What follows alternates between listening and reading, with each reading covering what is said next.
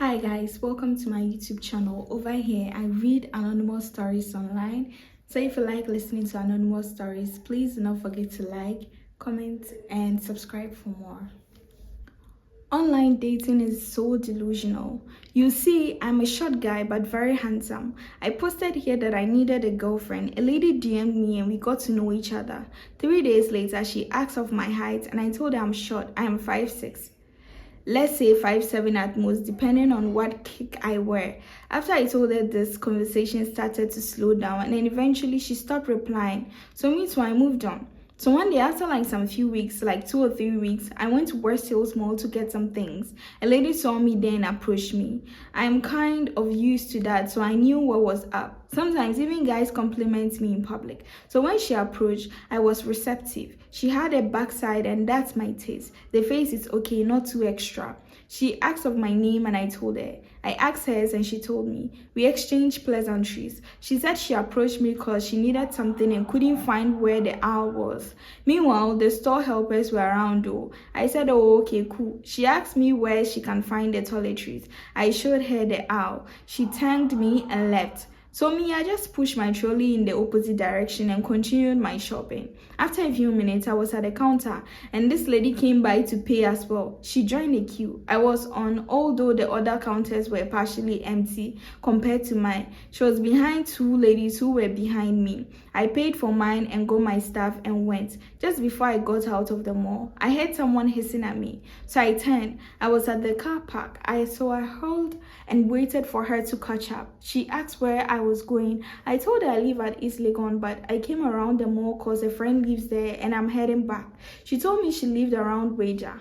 This was the first clue that drew my mind to something. The name she gave me and the place she said she stayed began to sound familiar, but I kept my cool. One thing that stuck with me during our chat when we met online was that they had some of these foreign bred ducks in their house that she feed, and she complained that the ducks ate expensive. At the time, I knew this girl was a DB, so I decided to carry her nicely during our convo at the car park and see what else she got, cause it looked like a lot more things she had in her bag. So she eventually told me she had a conversion, and the reason she approached me was because I caught her eye, that I'm good looking and she doesn't really do it often, but she would like to have my contact. I acted surprised and gave it to her. Our chat was on Telegram after we met here on Jodel. I didn't have her number to know then it was her, but I suspected. We had never exchanged pics too, just vibes. So I jokingly asked her what's all that she's holding, and she said their house dog is giving her headache. I was like, okay, I kind of knew what was up, but I just remained friendly and we ended the convo. So when I came home, I realized she had left a hi on WhatsApp. So I replied. We began talking. I brought something up about a story I read on Jodel just to tweak her mind. It was a post somebody made here, a popular one at the time, and had a lot of comments. I brought it up because it was aligned with what we were talking about. At this point, the way she texts and everything, I realized it's the same as the lady on the Telegram. So I knew it was her. She told me she read that post on Jodel too and gave her opinion on it. I asked if she's usually on Jodel. She told me she hardly go out, so she has the app just to keep company. I asked her if she had met someone on Jodel before. She said yes, 2 guys. I was like, okay, did she date any of those guys? She was like, no. The first one was not her type, but the second one she got along with, but she didn't like his appearance. I was like, but you said you never met any of them. She said yes. So I was like, how did you know? Then she said one time the guy mentioned his height, so she started losing interest. I was like, oh, okay. So I asked what made you approach me then. She said, frankly, I was her type of guy in terms of appearance. I asked what was the guy's height. She said she doesn't remember. I was laughing low-key. I knew she remembered, so I said, oh, okay. So I asked her if she's single. She said yes and all. Everything was going great in that convo.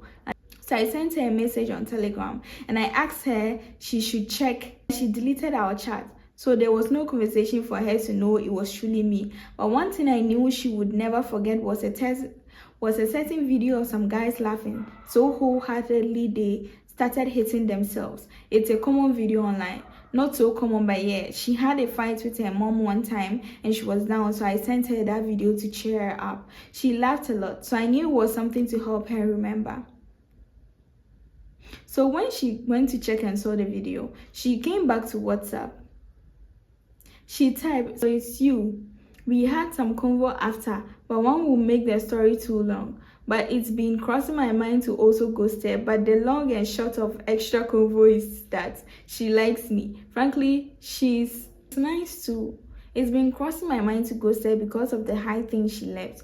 But now she likes me in person. What do you guys think I should do? Should I leave her? You know the girl. You are the one talking with her. So, you should know. You will know if you want to leave her or you don't want to leave her. How will we know? Ish, this one there.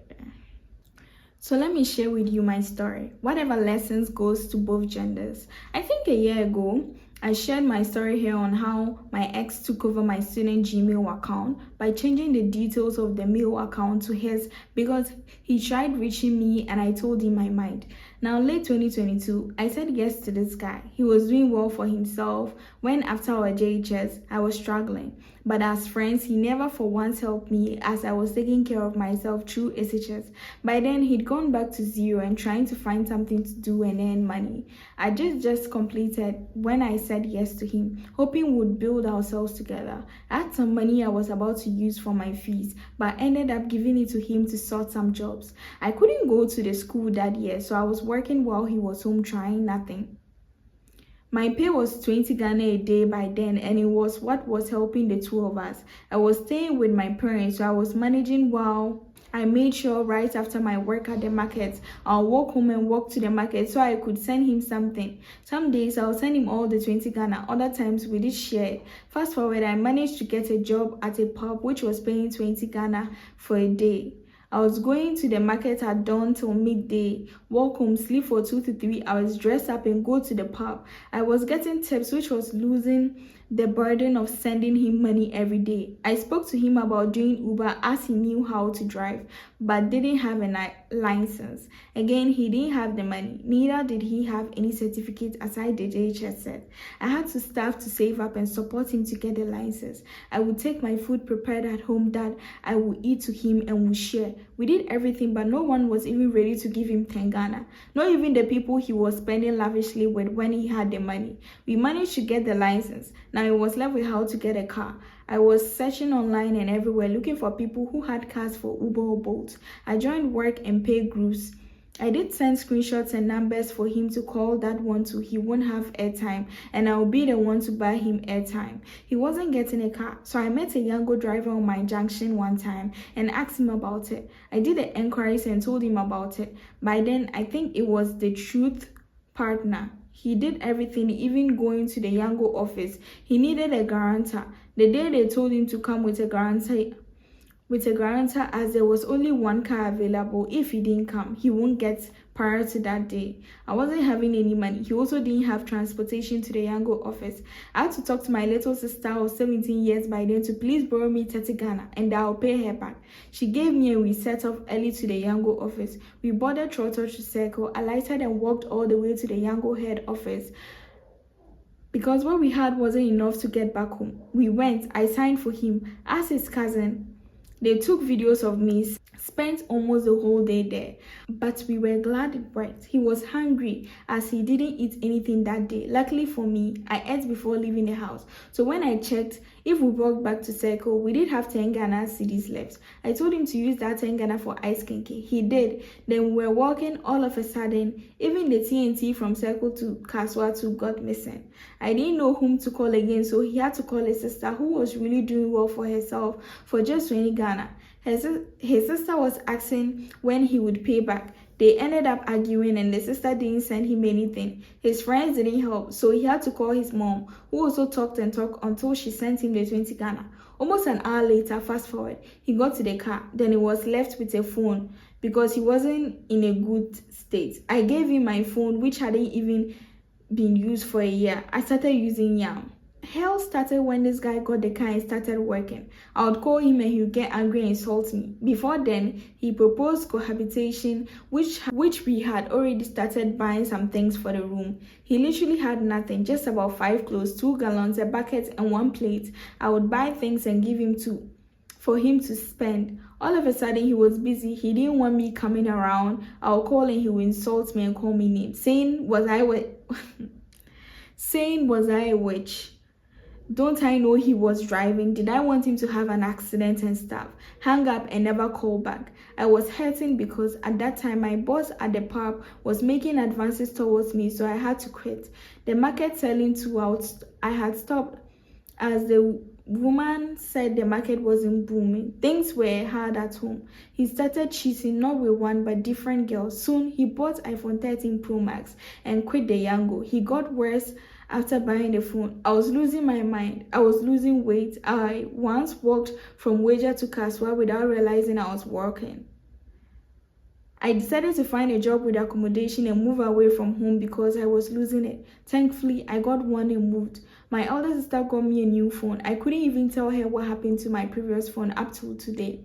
I changed my number and focused on the work I was doing. Thankfully, my madam treated me well. She advised me and constantly kept me by her side. In no time, I got better and went back to planning to go back to school. He somehow got my new number from a friend and started calling and saying I was cheating on him. I didn't even mind him. I couldn't log into my email as I was seeing all his call logs, text messages, and pictures of what he was doing because he was so using my phone. Did I mention the iPhone got spoiled after 2 months? He went partying and someone stepped on it. Didn't have the money to repair, so he went back to using the phone I gave him. He changed everything on the phone, including my emails for school. I managed to get a student's email from the school IT center and left him to do what he wanted. Today, I got a call from Yango office saying because I am his guarantor, they are holding me responsible for the car because they've been trying to reach him for the past 2 weeks, but it was futile. I didn't have his number except check Truecaller with his name and luckily found it and called him. I didn't even know that after 3 years, he was still driving. The people even mentioned he was owing them. That I'm not surprised because he was constantly changing profiles. I first lied to my uncle to help him register on Uber, and my uncle actually got him a new Toyota Yaris for the Uber before we went to Yango. He was always complaining about the car and wasn't doing any good sales. On top of that, he was owing Uber commission fees. He always delayed, so they blocked him and my uncle also took the car from him. Funny enough, all this happened in just a space of 1 year. Yes, just 1 year. Didn't say anything. There was a time I cursed him. I was so hurt, but I later prayed about it. For the past 2 years, we don't talk. Tomorrow we'll meet at the Yango office. I didn't tell him why I was coming. The people said he should bring the car for inspection and clear his negative balance. I would be there to terminate my contract with them as his guarantor. I know he would be back home without a car tomorrow. However, he manages to get home. I don't care. Maybe his baby mama will step in. Maybe his old mom. Maybe his sister. I'm in a good place now. I'm content and still in school. Very soon, I'll start my own side job. I don't know why I'm telling you all this. Maybe because I've not really spoken to anyone about all this, or maybe not. Whichever way, be mindful. I don't know what you take from it, but with me in particular, I won't try a bond one no and ever no an ever guy again. Pardon me if you think I'm generalizing it, but my family has never taking a liking to them. I have an ever female friend. They are really cool, but no more would try having any relationship. No. Whatever you pick from my experience, good luck. It didn't work for me doesn't mean it won't work for you. But whatever happens, I wish you good luck. Should you even date any other tribe, just be careful. You don't invest your all. There are bad people in every tribe. But however ways, I wish you all the best and I hope you don't go through my experience. Oh, thank you. Thank you. Very thoughtful of you.